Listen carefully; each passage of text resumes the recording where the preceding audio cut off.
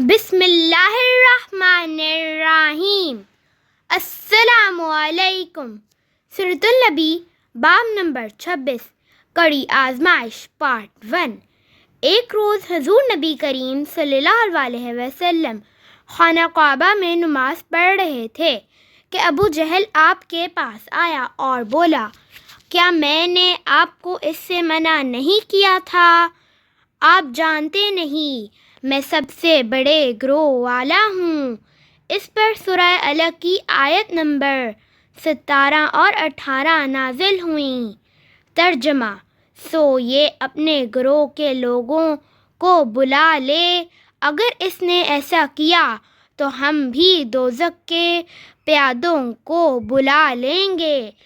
حضرت ابن عباس رضی اللہ تعالیٰ عنہ فرماتے ہیں، اگر ابو جہل اپنے گروہ کو بلاتا تو اللہ تعالیٰ کے عذاب کے فرشتے اسے پکڑ کر تہس نہس کر دیتے۔ ایک روز ابو جہل حضور نبی کریم صلی اللہ علیہ وسلم کے سامنے آیا اور آپ سے مخاطب ہوا۔ آپ کو معلوم ہے میں بطحہ والوں کا محافظ ہوں اور میں یہاں ایک شریف ترین شخص ہوں۔ اس وقت اللہ تعالیٰ نے سورہ دخان کی آیت نمبر 49 نازل فرمائی۔ ترجمہ: چخ تو بڑا معزز مکرم ہے۔ آیت کا یہ جملہ دوزخ کے فرشتے ابو جہل کو ڈالتے وقت پھٹکارتے ہوئے کہیں گے، ابو لہب بھی حضور اکرم صلی اللہ علیہ وسلم کی اذا رسانی میں آگے آگے تھا۔ نبی کریم صلی اللہ علیہ وسلم کی تبلیغ میں رکاوٹیں ڈالتا تھا۔ آپ صلی اللہ علیہ وسلم کو برا بھلا کہتا تھا۔ اس کی بیوی ام جمیل بھی اس کے ساتھ شامل تھی۔ وہ جنگل سے کانٹے دار لکڑیاں کاٹ کر لاتی اور نبی کریم صلی اللہ علیہ وسلم کے راستے میں بچھاتی۔ اس پر اللہ تعالیٰ نے سورہ لہب نازل فرمائی۔ اس میں ابو لہب کے ساتھ اس کی بیوی کو بھی عذاب کی خبر دی گئی۔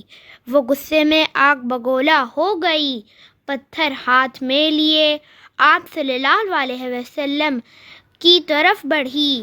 اس وقت آپ صلی اللہ علیہ وسلم کے ساتھ حضرت ابو بکر صدیق رضی اللہ تعالیٰ عنہ تھے۔ انہوں نے ابو لہب کی بیوی کو آتے دیکھا تو فرمایا، اللہ کے رسول، یہ عورت بہت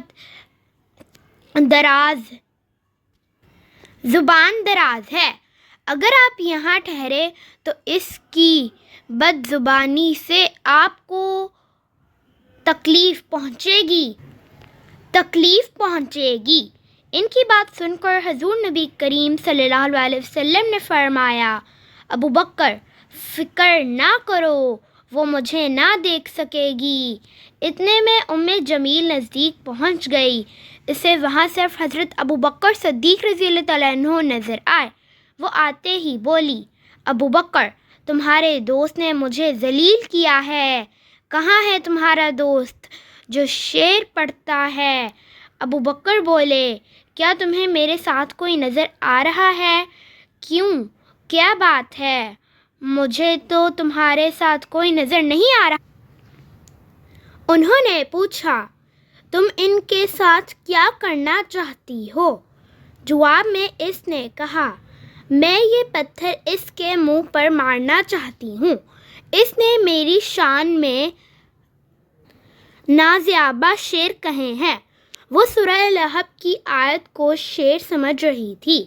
اس پر انہوں نے کہا، نہیں، اللہ کی قسم، وہ شاعر نہیں ہے، وہ تو شعر کہنا جانتے ہی نہیں، نہ انہوں نے تمہیں ذلیل کیا ہے۔ یہ سن کر وہ واپس لوٹ گئی۔ بعد میں حضرت ابو بکر صدیق رضی اللہ تعالیٰ عنہ نے آپ صلی اللہ علیہ وسلم سے پوچھا، اے اللہ کے رسول، وہ آپ کو دیکھ کیوں نہیں سکی؟ آپ نے ارشاد فرمایا، ایک فرشتے نے مجھے اپنے پروں میں چھپا لیا تھا. Like, subscribe, share.